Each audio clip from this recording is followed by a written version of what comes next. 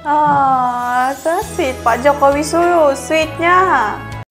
Nisa sedih sebenarnya, tapi Nisa kena kuat. Abang Nisa cakap teruskan hidup walau macam mana susah. Jadi dunia ni kita kena teruskan hidup. Khairul Onggon.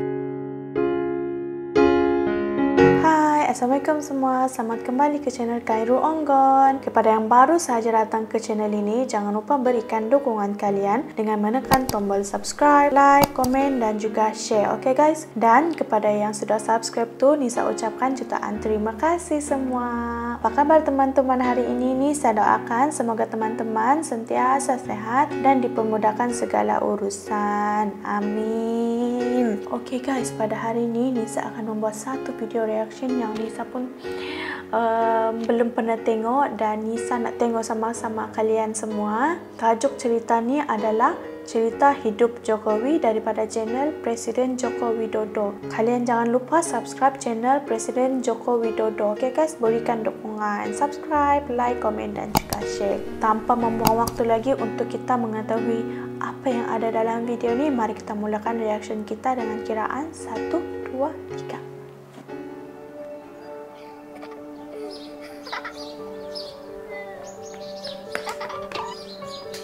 Cerita hidup Jokowi.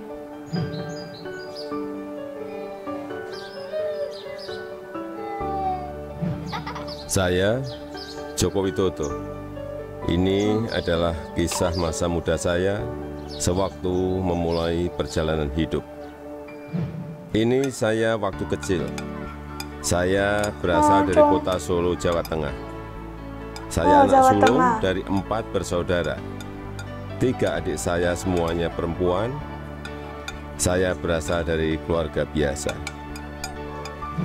Kami berulang kali pindah rumah kontrakan, rumah sederhana yang mampu dibayar Bapak untuk tempat tinggal kami sekeluarga. Bapak berjuang untuk hidup kami dengan berjualan bambu dan kayu di pasar. Ibu sangat gigih membantu Bapak. Setelah selesai masak dan membereskan rumah, ia segera pergi ke lapak dagang Bapak untuk membantu mengikat bambu dan kayu. Mereka melakukan itu semua demi anak-anaknya untuk bisa sekolah. Mereka meyakinkan saya bahwa sekolah akan mampu mengubah hidup saya. Perjuangan dan usaha Bapak sangat menginspirasi saya. Usaha Bapak berjalan baik, dagangan makin laku, dan saya tahu Ibu mulai punya uang. Saya pun mulai nakal waktu itu. Saya sering iseng memanggil pedagang makanan apa saja yang lewat dekat rumah. Tukang siomay, tukang bakso, tukang jajanan pasar. Ibu pun terpaksa membayar apapun yang saya pesan. Suatu kali saya asal manggil saja, ada tukang lewat di depan rumah. Saya pikir jual kue pasar, ternyata tukang arang. Ibu muncul sebelum saya sempat berlari. Terpaksa ibu membelinya dan langsung menyodorkan bungkusan berisi arang untuk saya makan sambil berkata, "Ayo makan, habisin ya, kamu kan yang kepingin jajan." Suatu hari kami kena gusur pemerintah daerah karena daerah rumah kami akan dibangun fasilitas kota. Kami sekeluarga terusir begitu saja tanpa ada perhatian di mana kami akan tinggal. Kejadian ini membuat kami sekeluarga sangat terpukul. Kami terpaksa menumpang di rumah paman. Keadaan yang sulit membuat kami sekeluarga gigih berjuang lebih keras. Bapak menjadi sopir angkutan umum. Setelah sekolah, saya membantu ibu berjualan di pasar meneruskan usaha Bapak. Kami sekeluarga menjalani hidup tanpa mengeluh dan saling mengalirkan energi positif. Bersama-sama kami berjuang untuk tidak lagi menumpang. Kerja keras tidak pernah sia-sia. Bapak bisa membuka bengkel usaha kayu. Setelah beberapa tahun, akhirnya uang bisa terkumpul untuk membeli rumah sederhana. Tahun 1980, akhirnya saya memutuskan untuk kuliah di jurusan Teknologi Kayu, Kehutanan UGM. Saya memilih jurusan tersebut agar saya dapat belajar lebih mendalam tentang perkayuan. Saya ingin mengikuti sejak Bapak ingin membangun bisnis kayu Bapak menjadi besar.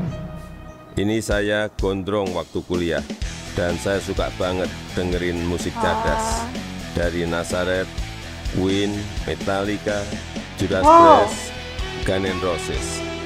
Saya juga hobi banget naik gunung, Gunung Lawu, Gunung Merapi, Gunung Merbabu, Gunung Kerinci, sudah saya daki. Menginjak masa penulisan skripsi di tingkat akhir kuliah, saya sudah agak kalem. Akan menginjak dunia kerja, saya memutuskan untuk lebih serius. Saya bertemu dengan gadis bernama Iriana. Dia teman adik saya yang sering main ke rumah. Pertama curi-curi pandang, lama-lama jadi jatuh cinta. Iriana orangnya sederhana, dan itu yang saya suka. Pacaran waktu itu berat di ongkos tapi ringan di hati. Saya naik bus penuh sesak, bolak-balik Jogja Solo demi bertemu Iriana. So sweet, Pak Jokowi Solo, sweetnya.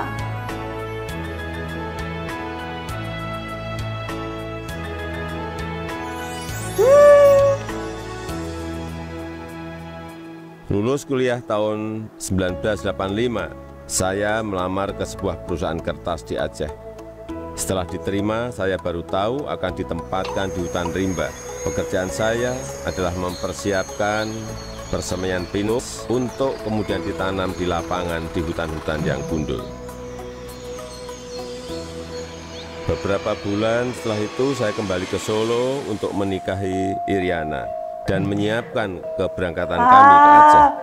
Isu Presiden Jokowi ya sekarang. Kami berada di dalam hutan rimba selama 2,5 tahun. Serius, Pada tahun kedua, Iriana sudah dalam kondisi hamil dan kita memutuskan untuk melahirkan anak pertama kami di Solo. Kembali ke Solo, mulai ikut paman bekerja di pabrik mebel untuk mencari pengalaman. Di sini saya belajar banyak tentang bagaimana menjadi pengusaha yang baik. Semua posisi pernah saya lakoni, di produksi, di pemasaran, semuanya pernah saya alami.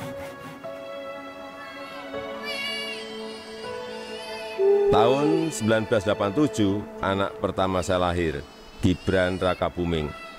Gibran itu singkatan dari gigih dan berani.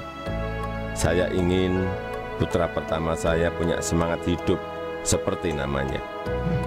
Lahirnya Gibran juga memicu saya untuk mendirikan perusahaan pertama saya yang bergerak di bisnis mebel dengan nama CV Rakabu.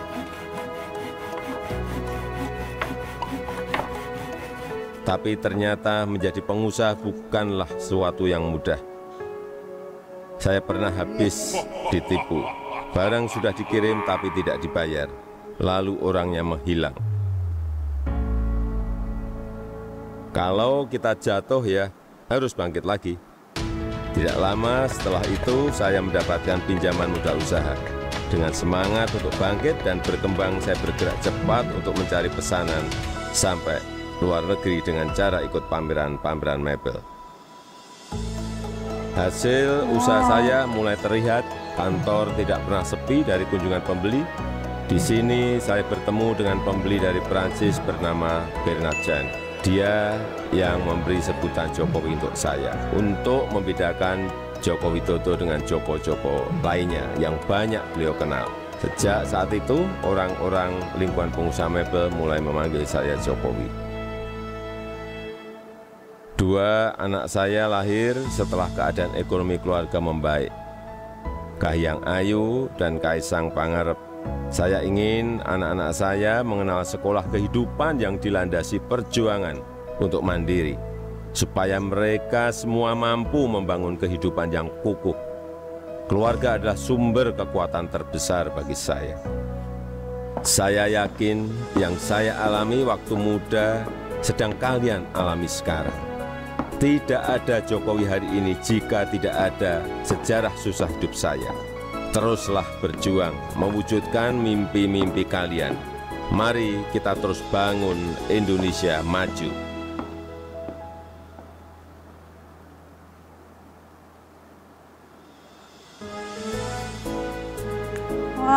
Andy Martin.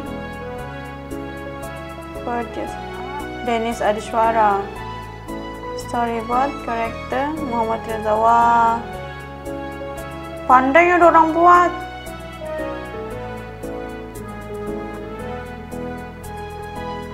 Joko Widodo. Oh, best lah. Okey guys, itulah video tadi yang sama-sama kita tengok cerita hidup Pak Jokowi. Nisa tidak pernah sangka yang Pak Jokowi semula dari bawah, susah. Daripada rakyat biasa guys, boleh jadi presiden Indonesia. Cerita hidup Pak Jokowi kemungkinan pada masa sekarang ada juga yang tengah alami. Dan sekarang mungkin ada juga yang tengah jatuh, tengah tidak semangat. Tetap bangun, kuatkan semangat. Pak Jokowi boleh, takkan kita tidak boleh kan guys? Nisa sedih sebenarnya, tapi Nisa kena kuat. Abang Nisa cakap teruskan hidup walau macam mana susah. Kita di dunia ni kita kena teruskan hidup. Nisa doakan semoga kalian semua sentiasa semangat dalam hidup. Okay guys, jangan cepat mengalah, cuba yang terbaik. Bagaimana menurut kalian tentang hidup Pak Jokowi? Pak Jokowi juga mula daripada bawah, daripada rakyat biasa. Pak Jokowi juga pernah hidup susah. Nisa macam tu juga. Nisa juga ada kesusahan Nisa pada masa kecil. Yang Nisa nampak mak Nisa. Macam biasalah orang tua, dia tidak akan bagi nampak kesusahan dorang macam mana. Yang dorang mau anak dorang hidup senang. Tak perlu fikir apa-apa. Yang kalian pasti tahu, pada kalian yang sudah menjadi ibu bapa, kalian pasti mau anak kalian mendapat yang terbaik. Macam tu juga Nisa. Dan Nisa dapat tahu nama Pak Jokowi itu dari mana nama Jokowi. Dalam cerita hidup Pak Jokowi ini kita dapat belajar banyak pengajaran yang kita boleh ambil. Kita harus tetap semangat walaupun kita jatuh, kita kena bangun secepatnya. Jangan terlalu lama kita jatuh, kita kena bangun, semangat, teruskan hidup. Oke guys, itulah video reaction Nisa pada hari ini, cerita tentang hidup Pak Jokowi. Jangan lupa berikan dukungan kalian dengan menekan butang subscribe, like, komen dan juga share kepada channel Presiden Joko Widodo. Sehingga kita bertemu lagi pada video reaction yang akan datang. Dan kepada yang menonton dari awal hingga akhir, Nisa ucapkan terima kasih. Bye bye semua. Assalamualaikum.